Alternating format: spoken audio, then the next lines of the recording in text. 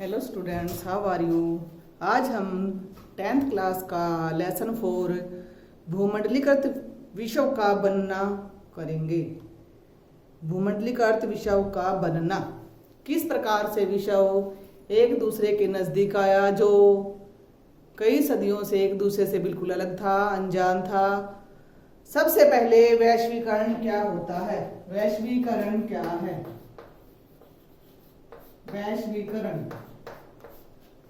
वैश्वीकरण एक ऐसी प्रक्रिया है जिसमें विश्व की विभिन्न अर्थव्यवस्थाएं एक दूसरे के साथ घनिष्ठ संपर्क में आ जाती है। वे एक दूसरे के साथ आदान प्रदान करती हैं, व्यापार करती हैं, अपनी फैक्ट्रियों को, अपने कारखानों को दूसरे देशों में विस्थापित करती है और आयात निर्यात का काम करती है। प्राचीन काल में वैश्वीकरण कैसे होता था। प्राचीन काल का वैश्वीकरण,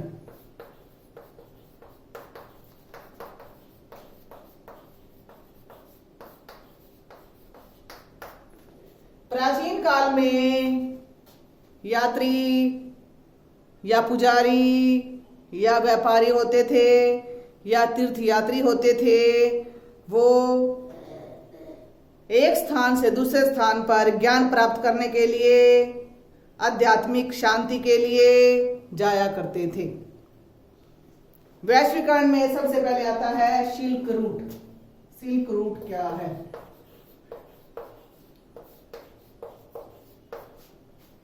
सिल्क रूट वे जल और थल मार्ग माने जाते हैं जिनका प्रयोग आधुनिक काल से पहले चीन से रेशम का व्यापार करने के लिए किया जाता था। सिल्क रूट जल मार्ग से भी और थल मार्ग से भी, दोनों से ही। जब आधुनिक काल नहीं आया था उससे पहले चीन से रेशम का व्यापार इन्हीं रास्तों से किया जाता था।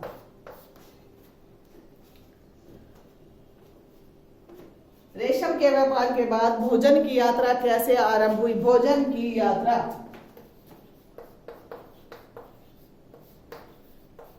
भोजन ने यात्रा कैसे की।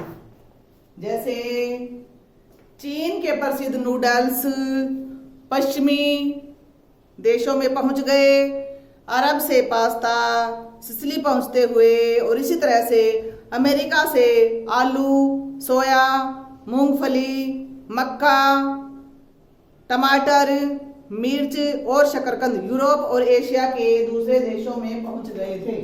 भोजन की यात्रा यूरोप और एशिया में अमेरिका के विभिन्न भोजन ने अपनी यात्रा की, वो अब यहीं के होकर रह गई। आलू, सबसे अधिक आलू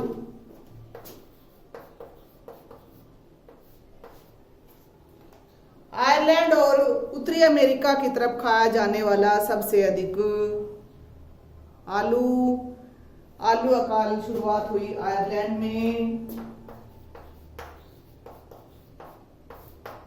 आलू अकाल 1845 से लेकर 1849 तक लगातार 4 सालों तक रहा और इतना भयंकर आलू अकाल पड़ा था जिसमें लगभग 10 लाख लोग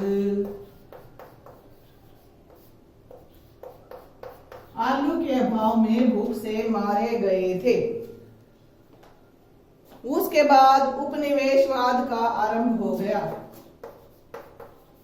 उसके साथ साथ भूमंडलीकरण विश्व का बनना, व्यापार शुरू हो गया, एक दूसरे के साथ आयात निर्यात शुरू कर दिए, तो उपनिवेश का आरंभ शुरू हो गया था। उपनिवेश मैंने आपको पिछले पाठ में बताया, फिर बता रही, उपनिवेश क्या है। गुलाम देश को उपनिवेश कहते थे। उपनिवेश का आरंभ 16वीं सदी के आते आते यूरोप की जो विभिन्न शक्तियां थी, जैसे फ्रांस, जर्मनी, इटली,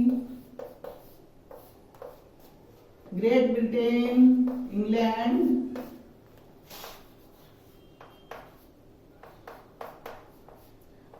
ने सबसे पहले अमेरिका को गुलाम बनाना शुरू कर दिया।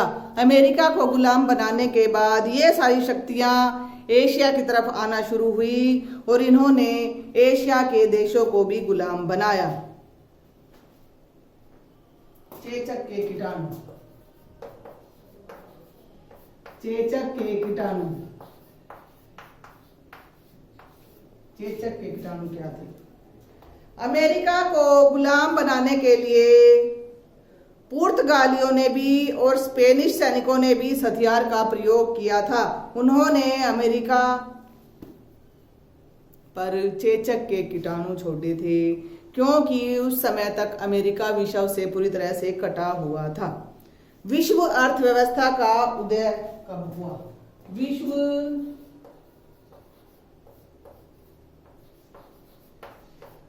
अर्थव्यवस्था का उदय, विश्व अर्थव्यवस्था का उदय 19वीं सदी के आखिरी दशकों में यूरोप में सबसे पहले औद्योगिकरण का युग पूरा होने के बाद दूसरे विश्व में भी फैलना शुरू हो गया था।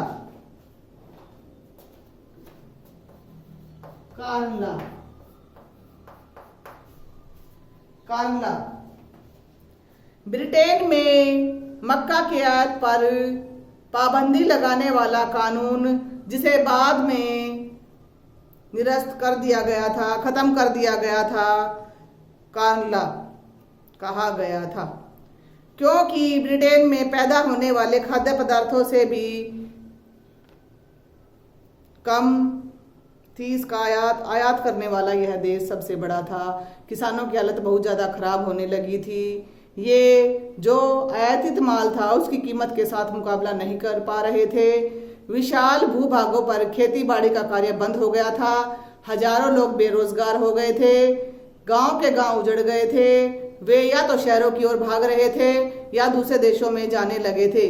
जब खाद्य पदार्थों में बहुत ज़्यादा कमी आने लगी, गिरावट आने लगी, तो ब्रिटेन में उपभोग का स्तर बढ़ गया। 19वीं सदी के मध्य से ब्रिटेन की औद्योगिक प्रगति काफ़ी तेज हो गई थी, जिससे लोगों की आय में बढ़ोतरी हो रही थी। इसके बाद भी खाद्य पदार्थों का या जो कानला था, अनाज, मक्का पर आयात कम कर दिया गया था। रूस, पूर्वी यूरोप, ऑस्ट्रिया और अमेरिका विश्व के प्रत्येक भाग को पेट भरने के लिए जमीन देने लगा और उसे साफ करके कृषि की जाने लगी। उसके बाद ब्रिटिश सरकार ने कानला को समाप्त करने का फैसला कर लिया था।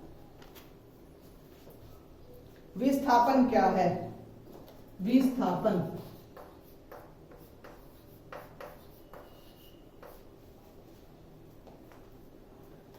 विस्थापन एक स्थान से दूसरे स्थान पर चले जाना। 19वीं शताब्दी में यूरोप के लगभग 5 करोड़ से भी अधिक लोग अमेरिका और ऑस्ट्रेलिया में जाकर बस गए थे।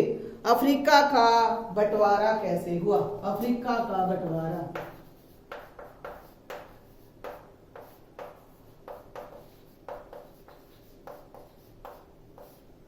अफ्रीका का बंटवारा कैसे हुआ?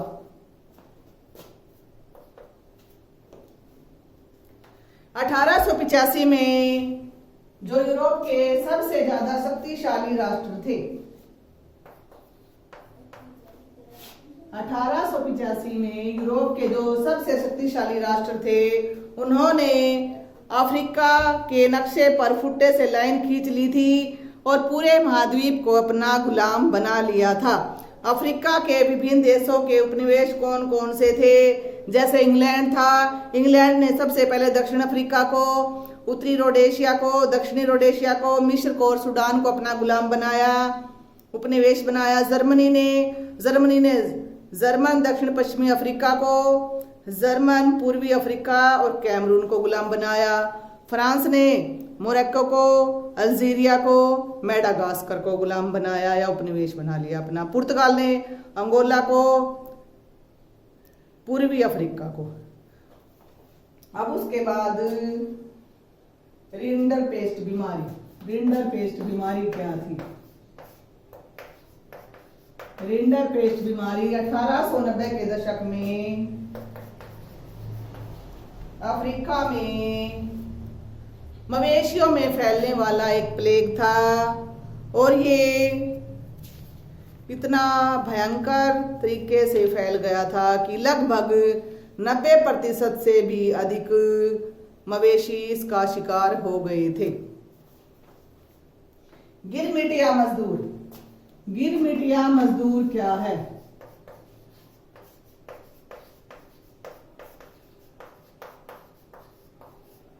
गिरमिटिया मजदूर, जैसा कि मैंने पहले भी आपको बताया था, गिरमिटिया मजदूर को एक अनुबंध के तहत, एक शर्त के तहत विश्व के दूसरे देशों में जैसे मॉरिशस, फिजी में भेजा जाता था और इन्हें कई साल तक के अनुबंध के लिए लेकर जाया जाता था, लेकिन 1921 में इस प्रथा को बंद कर दिया गया था। अफीम का व्यापार।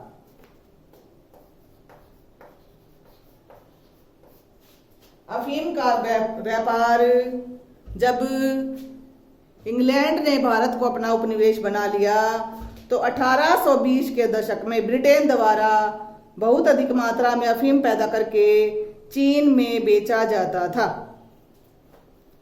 आपने इन प्रश्नों को अपनी फेयर नोटबुक में लिखना है और इन्हें याद करना है।